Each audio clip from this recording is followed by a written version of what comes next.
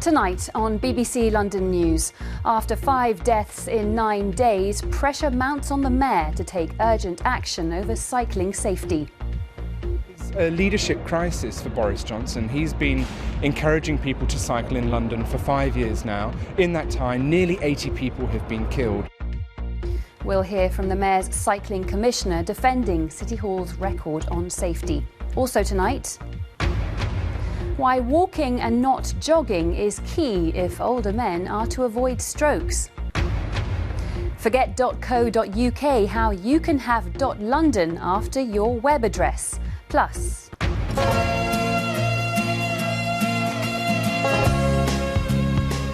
Jude Law on why his latest film role as a criminal is his bravest yet.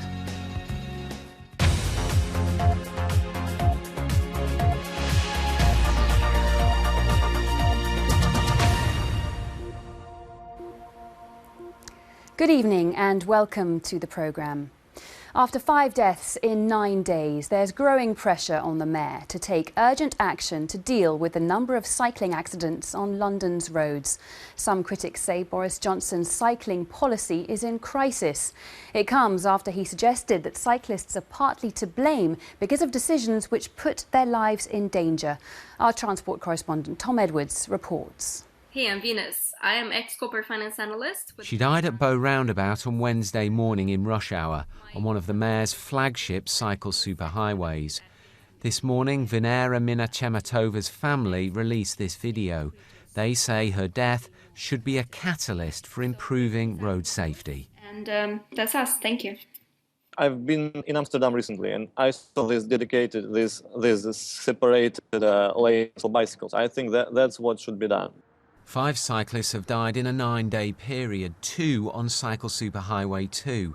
Campaigners say they warned the mayor it was inadequate. Yesterday, he said it was up to the cyclists to obey the law. I do urge everybody who's on our roads to take care and to think of other road users, but also to think of themselves when they're making these split-second decisions about how to behave. At this cycling cafe in Old Street, that went down extremely badly. Cycling groups say the mayor is trying to shift the blame and he's being grossly insensitive.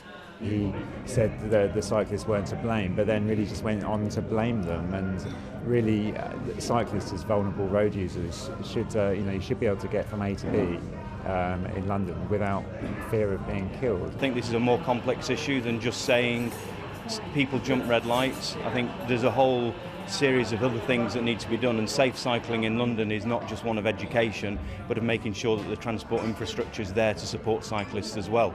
The rules of the road should apply to everybody. Cyclists do have a responsibility for themselves and other road users. I do think, though, other road users need to be aware of how invisible cyclists can be. Today, campaigners started an online petition to try and get the mayor to speed up his improvements. People in London are furious. This is a leadership crisis for Boris Johnson. He's been encouraging people to cycle in London for 5 years now. In that time, nearly 80 people have been killed. It's not a question of reckless behaviour. People aren't throwing themselves into the path of danger for fun. It's a problem with specific kinds of large vehicles. It's a problem with specific junctions which we know to be dangerous. Tonight, as cyclists head home, there's little sign anger is subsiding. And for the cycling mayor, its safety is now an issue that won't go away. Tom Edwards, BBC London News. Well, in a moment, we'll be speaking to former Transport Secretary Lord Adonis. But first, our political correspondent Carl Mercer has been looking at the mayor's cycle superhighways, special lanes aimed at improving safety, but which have seen 6 cyclists killed since they were introduced in a blaze of publicity. Barclays Cycle Superhighways, alongside Barclays Cycle Hire, is a cornerstone of the Mayor of London's cycling revolution. Branded and blue, the superhighways were launched in the summer of 2010. The promise a clear one. Barclays Cycle Superhighways provides cyclists with safer, faster and more direct journeys into the city. The reality may not have quite lived up to the hype, though. This was the Bow Roundabout today, where 3 cyclists have been killed on one of the superhighways. It illustrates the problems of having a cycle lane that isn't separated from the rest of the road. This cyclist has to pull out to avoid lorries on the superhighway and ride round the lorry driver. The deficiencies of the cycle superhighways have been pointed out to TfL and the Mayor on several occasions over the years. Those deficiencies are particularly notable at junctions where there's no suitable space for cycling. Whoa! Cars parked in the cycle superhighway, which makes it even more useless. Journalist Peter Walker writes a cycling blog and yesterday used the cycle superhighway at the centre of many of the recent deaths. If you took the Mayor of Amsterdam along here, and who knows, he probably has, then he'd say this isn't a bike lane, it's just a waste of time. The curious thing about Boris Johnson is that as politicians in Britain go, he's probably the one who kind of gets cycling more than most. And his vision is very, very bold. The vision they outlined in May is actually very, very good. It's just, you know, as sometimes is the case with Boris, the attention to detail just isn't there. And the first cycle superhighways were a kind of early attempt that just didn't work. This could be what superhighways of the future look like. Launched last week by the Mayor, this one is totally segregated from the rest of the traffic. That hasn't stopped calls today, though, for an urgent summit on cycle safety. The Mayor's got long-term plans to improve the infrastructure and improve safety of cyclists, and we're absolutely behind that. But 5 deaths in 9 days is absolutely awful. It may not be typical, but there are things that can be done in the short term. The Mayor's office says it has learned lessons and will make improvements, though it says its work wasn't prompted by the recent deaths. Before this even happened, we recognised that Cycle Superhighway 2 was not up to standard, and we announced major plans to improve it, so it's hard to say that we're dodging that issue. We've announced that it's going to be fully or semi-segregated for its entire length. We're going to install 5 new traffic and cycle separated junctions. We're going to do everything in our power to make that superhighway and all the other superhighways to a better and safer standard. A promise that London cyclists will be keen to keep him to. Carl Mercer, BBC London News. Well, we can speak now to the former Transport Secretary Lord Adonis, who's called for a rapid independent review into cycle superhighways. He joins us from Westminster. Lord Adonis, welcome to the programme. Should cycle superhighways be suspended? I don't think they should be suspended, but I do think that this is the moment for an urgent review. 4 cycle superhighways are in operation. There are another 8 planned by the Mayor in the next 2 years. And I think it's very important that we take a rapid, independent look at the causes of these really serious accidents. 5 deaths in 9 days, 13 deaths this year.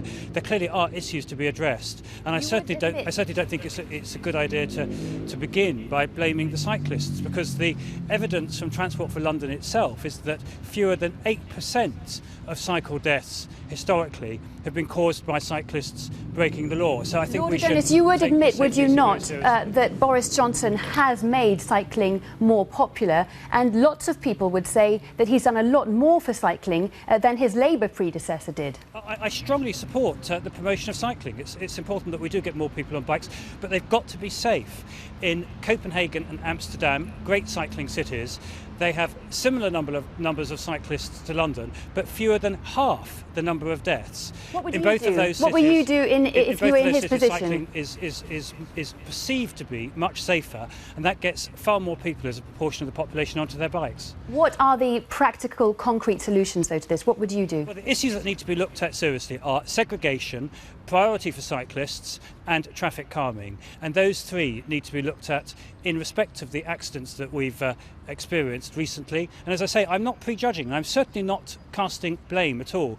The big priority now, if we're going to get more people cycling and for cyclists to feel safer, is that we examine very carefully the causes of these recent accidents, particularly the 3 deaths on the cycle superhighways, and learn the lessons as we roll out the next 8 superhighways over the next 2 years. And finally, there's been a lot of criticism of the Mayor. Is this a crisis in his leadership, do you think? I'm not criticising the Mayor for encouraging cycling. I think he's doing the right thing by encouraging cycling. But as he rolls out his superhighways, he needs to be very attentive to the problems which have developed over recent years. And those are the lessons that we need to learn. Thank you very much for your time this evening. Thank you, Lord Adonis.